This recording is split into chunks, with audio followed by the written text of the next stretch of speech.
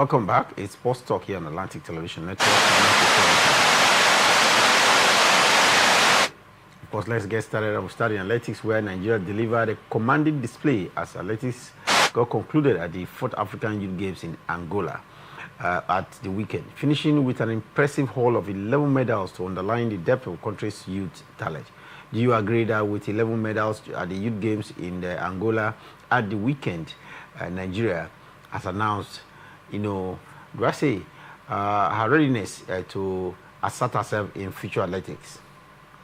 I think for me, I'm not even looking at the immediate achievement, from the youth angle of the athletic activities. I think I should be looking at the long-term,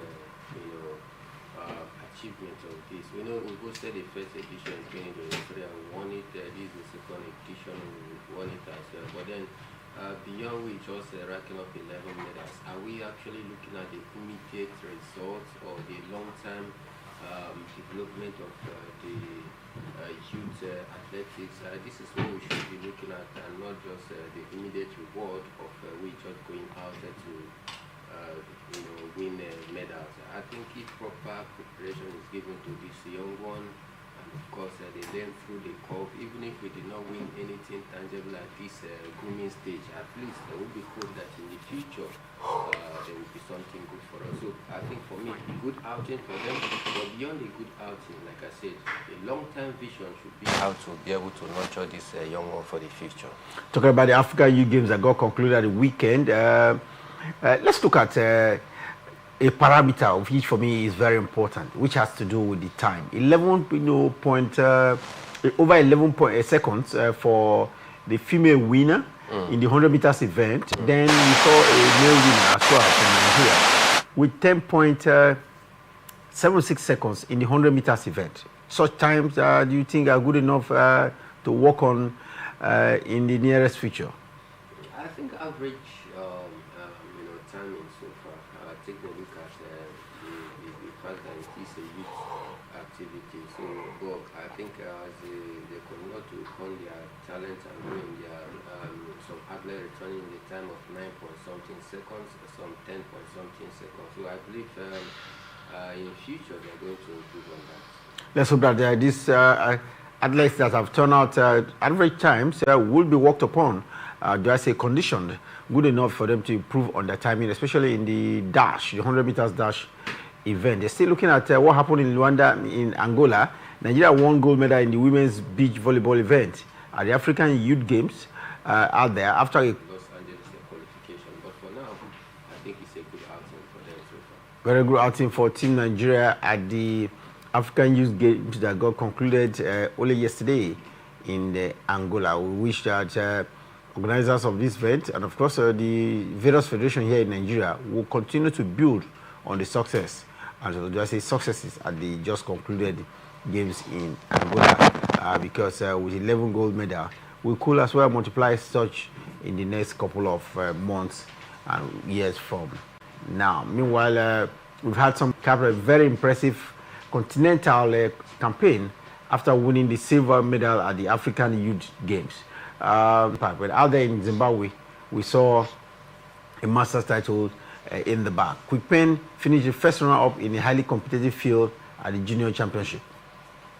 Yeah, for Quickpen, I think it's the future of chess in Nigeria because you saw how they jetted out of the country. Some were of the opinion that these are little kids, but then they were accompanied by some guidance. And of course, you need to start gaining this exposure at this very tender age. And when you get to age 12, age 15, 20, you already want to lift the crown.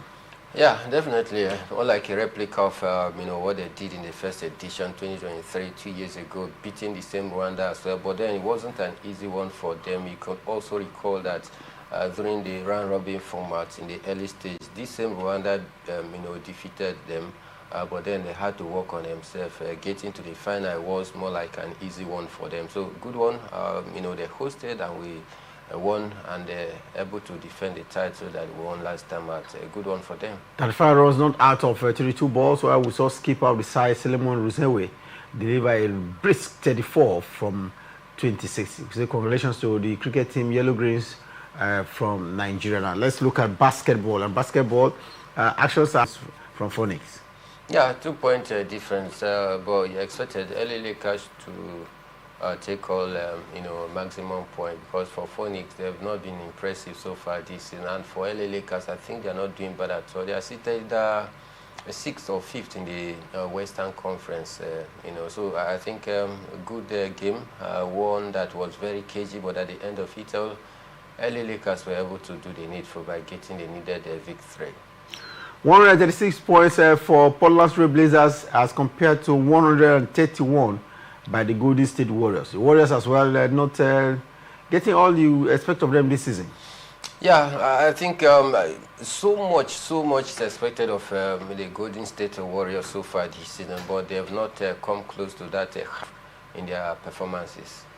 Quickly now, we'll have to go to football, and of course, starting in football, there are quite a lot of results at the weekend, but let's take a review of some of the top leagues around the world, first with Nigeria.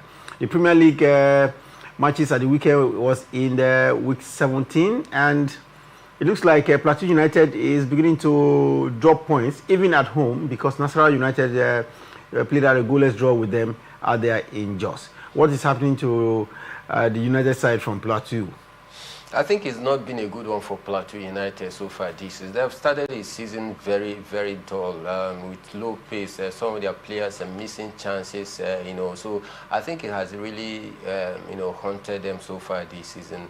And I was expecting them to get all 3 points at home over the weekend, considering the fact that they are just a few points away from the relegation zone, because they are currently occupying 16th position right now. So I was thinking playing at home should be an advantage for them, but then the league leaders, talking about Nasarawa United, were able to pull up, at least a very, very valuable point away from home.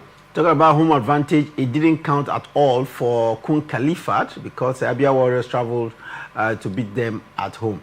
Away winners there, Imam Amako getting all 3 points from his neighbors, Kun Khalifat. Yeah, for Kun Khalifat, I think it's been a struggling one for them in the, with life at the senior tier of Nigerian league right here, because since they gained their promotion so far this year, I think they are occupying 18th position, which is a clear testament to the fact that they are finding life pretty difficult at the top flight division. And for Abia Warriors, I think a good result for Imama Paka, but that emphatic win has taken them third. Fourth on the log right now. So a good result for them. But then for Kun Khalifat, I think they should keep pushing and see how to turn things around for good. Kun Khalifat, the new entrance into Premier League football here in Nigeria, you think they are finding their bearing in an uneasy way there? Because yes, Imama Mapakabo has won the league before with Rangers International, and doing so well with Abia Warriors in the for this season. Kun Khalifat, the new entrance, do you think they found it difficult so far in the league? Definitely. I stated that very early, that they are finding life very difficult in the top flight division after gaining that promotion. You can see the points accumulated so far by this team. They've played 16 games, accumulated a total of 17 points. Just call it a give and take, 1.009%. Point per each game, which for me I think is not good enough. If you cannot with this kind of a start, playing 16 games, recording just 17 points, it means that there is a tendency that you will go down to relegation at the end of the season. New entrants are not finding it easy in the Premier League here in Nigeria. Baro FC, one of the another new entrant as well, lost at home. Shooting Stars of Ibadan getting all 3 points, courtesy of a 1-0 win. Yeah, good one for Shooting Stars. I think for Shooting Stars, they've started, very well so far this, and reason why they are also occupying 7th position on the log right now with that, victory for them. So I think a good one for them. Good one for Shooting Stars. It was good as well for Bayelsa United in Yenegua. They beat Remo Stars by 2-1. Remo Stars as well, finding it difficult after dropping down for the top level last season. They don't seem to be getting it better this season as well. Right now, I'm not too sure they are comfortable with their position on the league table. They are not comfortable at all after winning the league. They are seated 11th on the log right now after 16 games they've accumulated. This is a team that was in the Champions League last year. Yeah. I think, no thanks to the sale of their key players, a bulk of these players that won the title, although I understand that the owner is a private businessman, and every aims or aspiration of any businessman is for him to maximize a profit. Definitely, when you see big offer in dollars coming your way of your players, there's no need of keeping. Yeah, but you should have known that and try to have a proper, replacement for the team.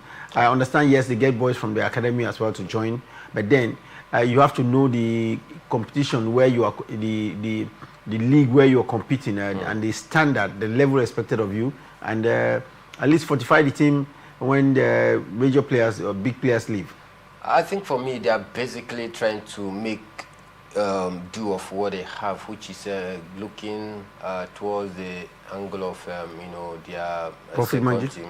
All right, the feeders team try to get players out there. They don't really believe in spending much on already established players, and that is why I think the thing is affecting them. Because if they had gone to the market, get 2 or 3 already established player, it won't affect them so much. But then they're now feeling the impact of letting go some of the key players, while they are depending on the academy to churn out more players for them.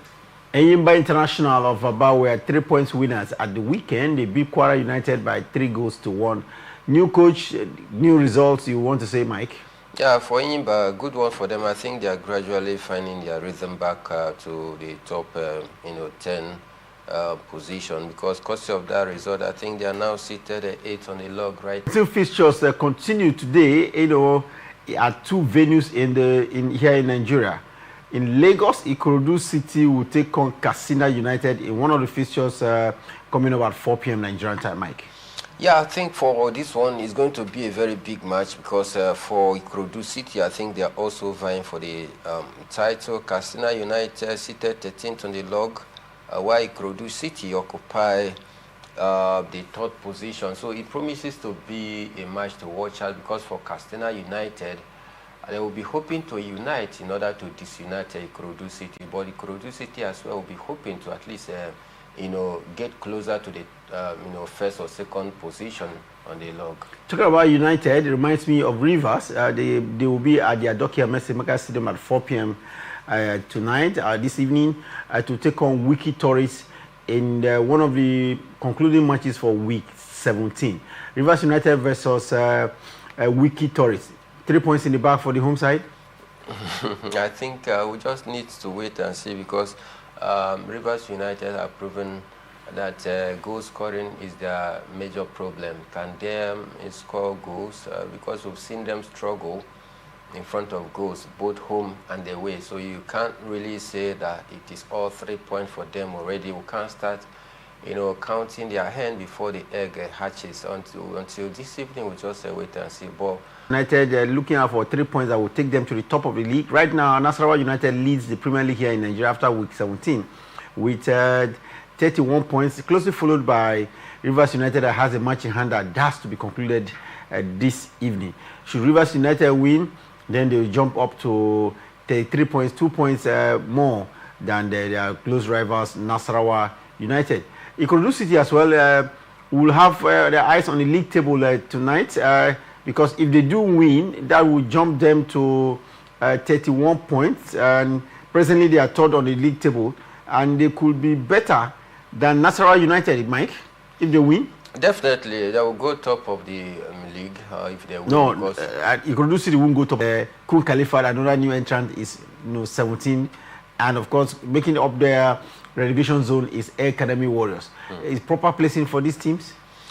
No, I think for teams like Academy Warriors and Kano Pillars, it is not a proper placing for them. Don't forget, Kano Pillars is one of the traditional teams right here in the Nigerian Premier Football League. They have won the league record 5 times. So they are one of the top teams right here. So seated at the basement of the team I think it's quite disappointing. Not a proper placement. El Kanemi Warriors, they have been a household name in the Nigerian Premier Football League, so it is very shameful and embarrassing to see them, that is El Kanemi Warriors and Kano Pillars, seated at the relegation zone, even after match week 17. It is very poor.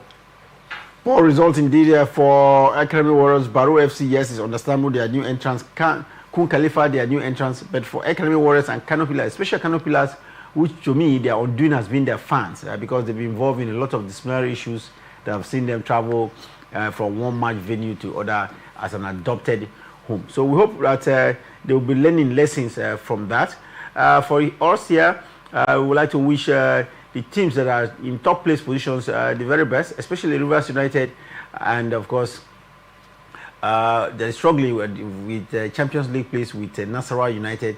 Don't forget Kudu City as well, who is breathing deep on the neck, and Abia Warriors. Let's take a break now. When we return from the break, we'll bring you some more football stories. Don't forget there have been the top league action across the rest of the world. In England, it is getting hotter. Then across in Spain,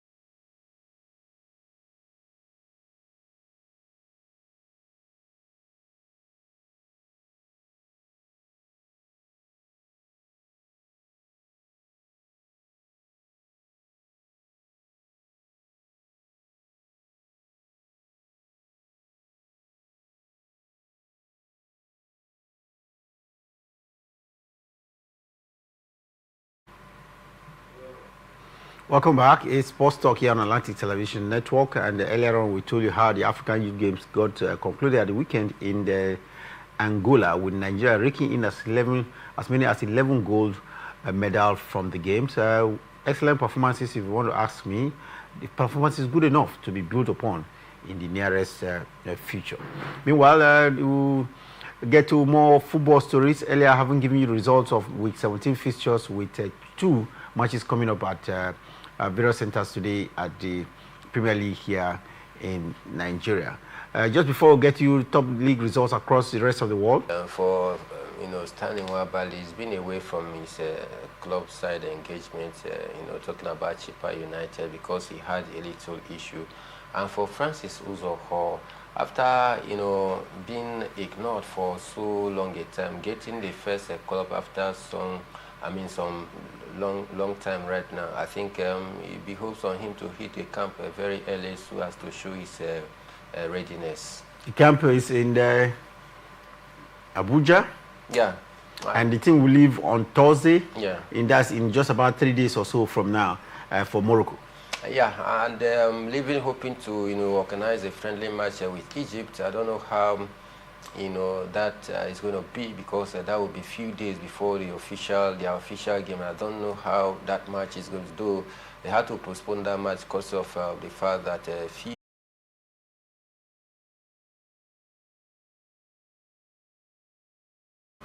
another nomenclature in a bid to inspire the team. Let's just see how this is going to pan out, if the name tag is going to give them that ginger. I do not really think so. It's about determination, whether they have a name tag attached to their aspiration for the African Cup of Nations or not. The basic things for the players to understand what they are going there to do, and of course the primary objective of going out there to win the trophy.